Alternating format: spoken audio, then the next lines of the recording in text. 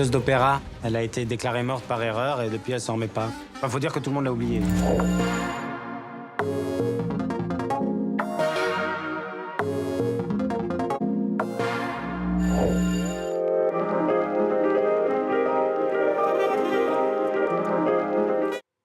Hello and thanks for joining us. We're starting with a dark comedy set in the French capital where a flurry of charming characters confront death only to embrace life once again. Dear Paris stars Monica Bellucci as an Italian opera singer and Rossi de Palma as an eccentric, elderly Colombian woman. It's directed by the French-Iranian filmmaker Marjane Satrapi, known for her bold, creative approach in films including Persepolis and Radioactive. Louise Dupont has been speaking to the director and the actress, Monica Bellucci. C'est une chanteuse d'opéra. Elle a été déclarée morte par erreur et depuis elle s'en remet pas. Enfin, faut dire que tout le monde l'a oubliée. Marjane Satrapi, Monica Bellucci. Paradise Paris is an ensemble film in which we meet a barrister who has lost his wife, a TV presenter who is diagnosed with a serious illness, a makeup artist who's madly in love with a stuntman who puts his life at risk on a daily basis. Perhaps let's begin with you, Marjane. All these stories tell us about life and death. What made you want to tackle such important themes? Well, there are two very important things. When you talk about life, there's no way of talking about it without also talking about death. And that's the truth. We live our whole life on borrowed time. It's incredibly painful to think about because we're conscious beings, unlike worms or cockroaches or cats and dogs. And it can make us cruel, anxious. It makes us all sorts of things. That being said, life is rare, and so it's so exceptional that it's worth living. But we can't talk about it without talking about the end. Ma femme adorait le citron. Et vous buvez ça tous les matins? Tous les matins depuis sa mort. C'est sa boisson préférée. Je comprends. Elle est morte dans son sommeil. Une chance. Peut-être. J'étais pas là. On meurt toujours seul. L'essentiel, c'est de vivre entouré. Another thing is Paris. It's a city I love, that I've lived in for almost 30 years, and that captivates me every day. It's a city I believe is the centre of the world. So we can all say, Paris is dirty, I don't like it anymore, blah, blah, blah. But I don't know of any other city that offers so many possibilities, whether gastronomical, cultural. There's so much on offer in Paris. And then there's also the cosmopolitan and super international side of Paris. Ah mais c'est vous, Giovanna, la patronne de ma fille, qui était morte, très morte, et après pas morte du tout. Mais c'est génial que vous êtes vivante, madame. Je suis vivante, mais tout le monde s'en fout. Monica, vous incarnez... Monica, you play a former opera singer. There's a scene where you're discovered in a drawer at the morgue, and where your character wakes up even though everyone thinks you're dead. What is your own relationship with death? How do you deal with the prospect? La mort. Justement, avec l'humour. Well, with humour, actually, because there comes a point where, in the face of time passing by and reproach of death, I think the only way of surviving this fear is a form of humour and distance. And that's why I agreed on making the film of Marjane, because when I read the script, I was moved, and at the same time it made me laugh. And I find it so clever telling the story of how we deal with life and survive. De raconter cette manière qu'on a de faire face à l'existence et de pouvoir survivre. Marjane, I wanted to use this opportunity to get your reaction to what's been going on in the sphere of Iranian cinema, with the award that was given to Mohamed Rasoulof in Cannes for his film called The Seed of the Sacred Fig. Rasoulof had to flee Iran to avoid a prison sentence. How did it make you feel seeing him rewarded, but also seeing him flee Iran? Mohamed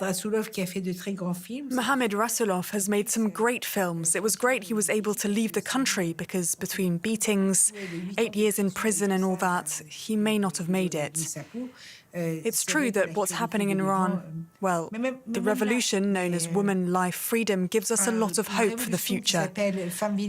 Not because of primitive feminism, but quite simply because what makes a democratic society across the world depends on the situation women face there. Le plus grand facteur d'une société démocratique dans le monde, c'est la situation des femmes. So a society that denies women their rights can never become a democratic society. So when you have a revolution called Women, Life, Freedom, led by women but largely supported by men, there's a lot of hope for the country. Il y a beaucoup d'espoir pour ce peuple. One last question for Monica. I know you're not allowed to say anything about Beetlejuice 2, which comes out in September, but perhaps you could just tell us what you like about the world of Tim Burton. All I can say is that I'm very happy to be part of a project like this one, and we'll talk about it in September. Where is Beetlejuice? Where's Beetlejuice?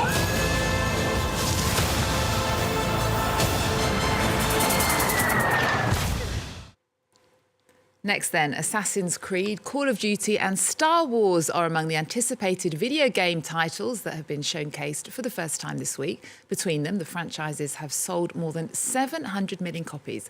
But many smaller games are having a breakout year as well, as Leo McKinn explains. An out-of-this-world experience.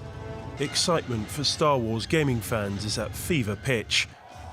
The release of the latest game in the franchise is just months away. Previewed at a Ubisoft event showcasing upcoming releases, fans were able to get a sneak peek of what will be the first ever open-world Star Wars game. So to make a game in an open-world setting with the outlaw, player fancy, if you will, in mind, that's never been done before, and that's where we wanted to go. The upcoming Assassin's Creed game was also on show. Shadows will let players stab their way through feudal Japan. The franchise is Ubisoft's most successful, selling over 200 million copies. It was a weekend of big reveals for gaming.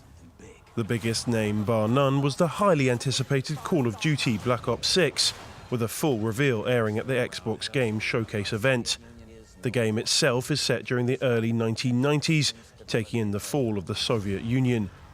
The series is already the best-selling first-person shooter of all time, with over 400 million copies sold. But it wasn't just the big boys flexing their muscles. 2024 has so far been hugely successful for indie games. Some of the breakout success stories, such as Palworld, Helldivers 2 and Animal Well, have come from smaller studios. Among Us developer Inner Sloth want to continue that trend. They unveiled their funding project, Outer Sloth, aimed at helping other indie developers to get their games released. Now, off the coast of Colombia's picturesque Isla Fuerte, an unusual art gallery is on display. Under the sea, dozens of clay sculptures have been crafted by two potters to provide a home for corals under threat from climate change. Andrew Hillier has more.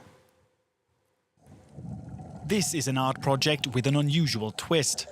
Under the sea, off the coast of Isla Fuerte, a Colombian island paradise, dozens of clay sculptures have been scattered on the sea floor by two local artisans. The aim is to protect Colombia's coral reefs, threatened by climate change and tourism, by giving them a home. Hugo Osorio is one of the artisans. This is the clay that we use for our work. Here we take it and mix it with sand to work with it, and we create the figures. So far, Hugo Osorio and Pedro Fuentes have crafted 25 sculptures, each 1.5 meters tall. They were inspired by the Zenu people's artwork, an indigenous community spread throughout northern Colombia. This technique comes from my grandparents and my great-grandparents. They also learned how to make these vessels. Their parents were also indigenous, so they too were dedicated to pottery.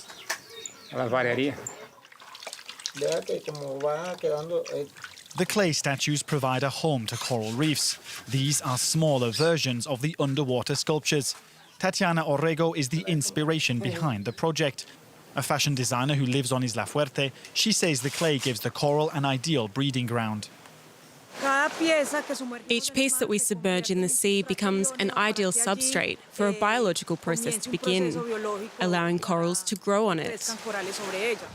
Since the beginning of the year, scientists have recorded significant coral bleaching in both the northern and southern hemispheres. Bleaching happens when corals lose their vibrant colours, a sign of a reef's decline. But these corals, at least, could be given a new lease of life, thanks to Tatiana Orrego's Underwater Museum. We'll leave you now with a festival whose mission is to promote Palestinian cinema. The 10th edition of Cine Palestine is taking place in Marseille and in and around Paris until the 16th of June. Here's a taster. Thanks for watching. See you next time. If I must die, you must live to tell my story, to sell my things, to buy a piece of cloth and some string.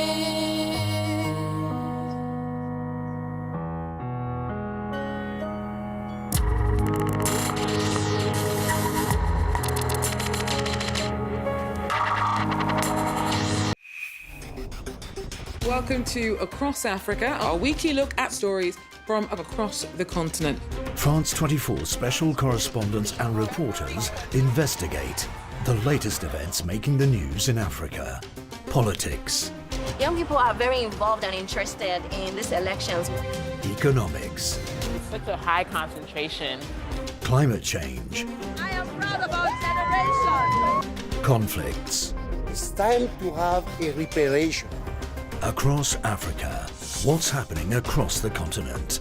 With Georgia Calvin-Smith on France 24. After 40 years of dictatorship, a handful of soldiers orchestrated a peaceful coup. O objetivo era o quartel-general da GNR, Guarda Republicana. O povo entrou no golpe de Estado e transformou-o em revolução. They were nicknamed the April Captains. Dar ao povo português projeto político coerente com a nossa atitude, democratizar o país, levar o povo às eleições e integrarmos na Europa. Volta atrás, que as combater e de alguma forma tentar que esses direitos que foram conquistados nos últimos 50 anos não voltem para trás.